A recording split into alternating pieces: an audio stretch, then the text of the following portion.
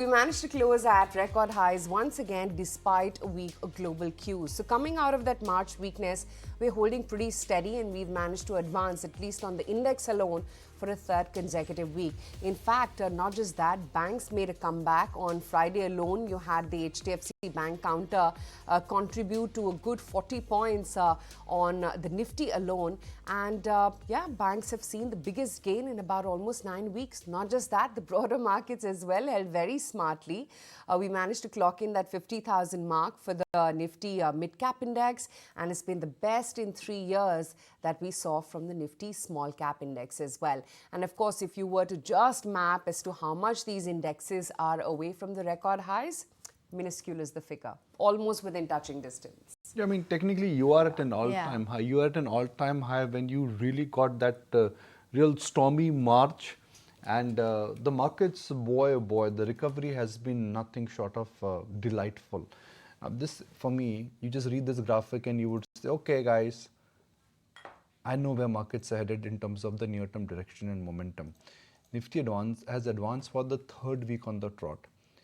Biggest gain in last 9 weeks. Mid-cap, 2% away from an all-time high, and the small cap has registered its best week in 3 years. I mean, that is just the kind of synchronized move we've seen in the market in last 2 weeks. We managed to go up despite global odds. Let's look at what were the big cross last week. Globally, yields went up. Crude went up. Crude, by the way, ladies and gentlemen, is almost at $90. We got $91 actually. I just think about it. Very little global support, and yet Indian markets did very well for themselves.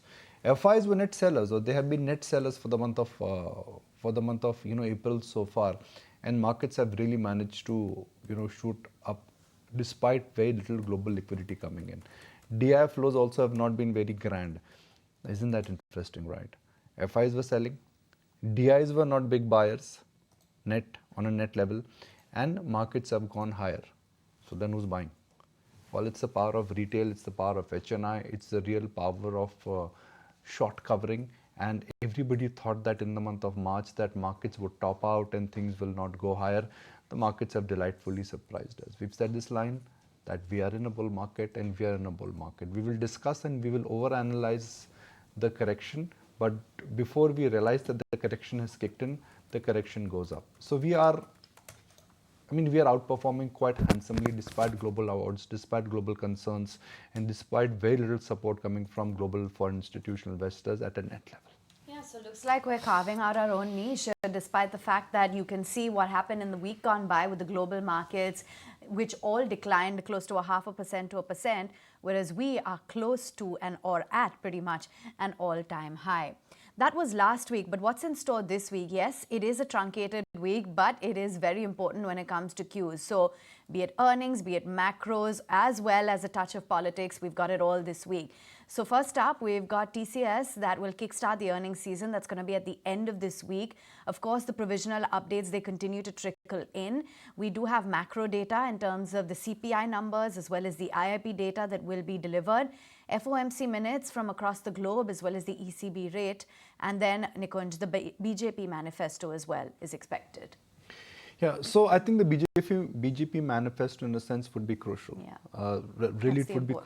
Yeah, but I'll tell you why that is important one, purely because the general view in the market is that it is going to be loaded with a lot of view on the economic policy and what essentially the focus of the government would be. Because folks, when it comes to manifesto, it's going to be like this vision statement for next 5 years. And in next 5 years, you pretty much would know the promises and the template and the economic policy mandate the government is likely to follow if they are voted back. So for me, I think really looking at the mood point, I think that is important. Also, it is important because a lot of comeback rally has been centered around PSUs, it's been centered around defense and that entire pack, so to speak. That's one. Second, the positioning in IT, I think, is very minuscule. Nobody is expecting anything. Nobody is anticipating anything. If Accenture numbers, in a sense, they've really taken the last bull out of the system, so to speak. So anything constructive, little bit of hint that worst is behind us, double digit is something which TCS could anticipate and expect. I think will act as a real driver for the market per se. The effect may be felt next week, but in anticipation, markets may see price action this week itself. And then, CPI and macro data, well, you've heard from Reserve Bank of India governor. He's not worried, but he sincerely feels that the elephant has gone for the walk. It may come back. He hopes it does not come back. But yeah, from a market standpoint, that inflation data point is not something which is going to be a market moving data point. Yeah, absolutely. And in light of the IT earnings and all the news flow around, I guess would make sense to keep at least IT positions a little light. So see, one side is expectation and second side is reality. Now, if markets get a sense that okay, worst is behind IT and it's not just an aspirational number, IT companies like TCS can actually clock a double-digit growth, then you could be in for a bout of short covering. Why? Because this is the only sector which now could be called as a laggard sector in a bull market. If a laggard sector showing signs of life, the comeback actually becomes very strong. I mean, for example, look at what happened in metals. Middle of Feb, beginning of March, nobody thought that we would be in for such a global rally in metals. And the minute markets realized it, metals, especially ferrous and non-ferrous metal stocks, they've seen a rally of 5 to 15%. So a lot of things move in anticipation. The minute markets realize that HDFC Bank numbers are becoming strong, last two trading sessions, and whoa, we've seen a big rally in HDFC Bank. So if IT companies just drop this hint that, okay, folks, the AI disruption, whatever we had to do, the fine tuning, the nut and bolt adjustment is behind us, and 10% kind of a rally growth is something which is conceivable, then we could be in for a bout of short covering. Okay, that's. If you like this video, then like, share, and subscribe to ET Now.